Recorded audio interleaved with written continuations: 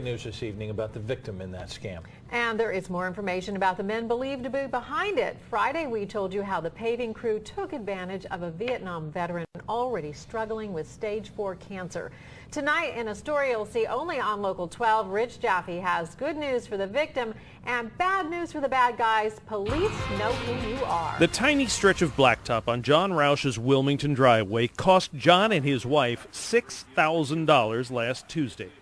The pavers, with no signs on their trucks, showed up saying they had extra asphalt from a job down the road. On the contract, when I signed it, the price was, there was no price in there. But there was a name, Timothy Whitlow. Roush says Whitlow's partner, James Hearn, kept him busy on the porch while the paving crew quickly did a minimal job. You know, how can you scam a guy that's got cancer? We found that both Whitlow and Hearn are tied to what authorities call a multi-state paving scam. They're well known around Princeton, West Virginia, where they live. They've never used actual physical force or even the threat of it, but the crew members, who are generally rough-looking, will gather around and just basically intimidate the victim. And they'll offer a discount if they'll pay cash, but it's a scam. They don't do anything even approaching quality work.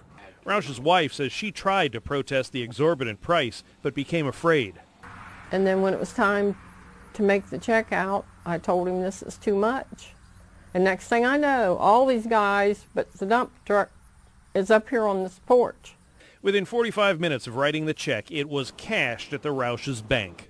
The president of Cincinnati Asphalt, Joey Madden, says scams like this are common in his industry.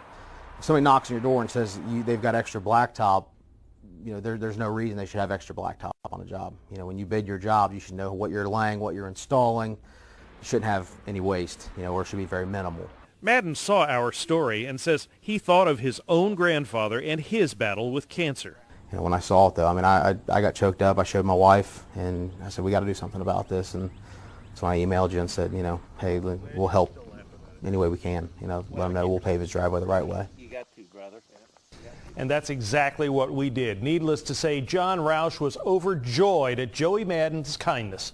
No word yet on just when they're going to do that job, but we will be out there when they do so we can show everyone what a good paving job looks like. And also a word of advice here.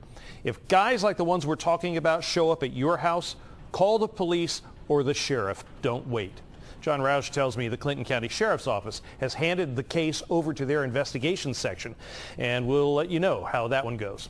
Paula? Can't wait for the next chapter. So glad you did the story. Thank you, Rich.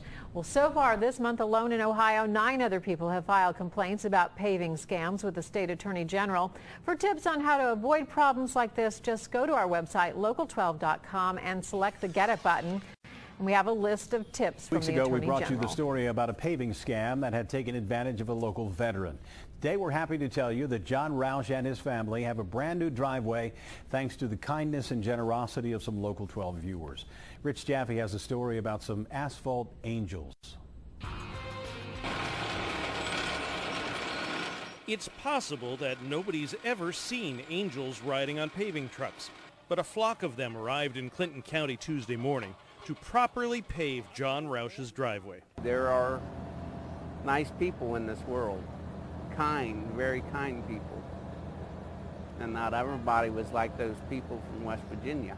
You see, a few weeks ago, we did a story on a group of West Virginia paving scammers that targeted this ailing Vietnam veteran for a pathetic paving job.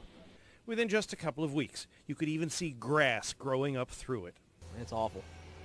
It's terrible. Joey Madden, the owner of Cincinnati Asphalt, saw our story in John's driveway and offered to do the job the right way for free. John and Carol say when the original paving crew was here, they never told them what the job was going to cost until it was done.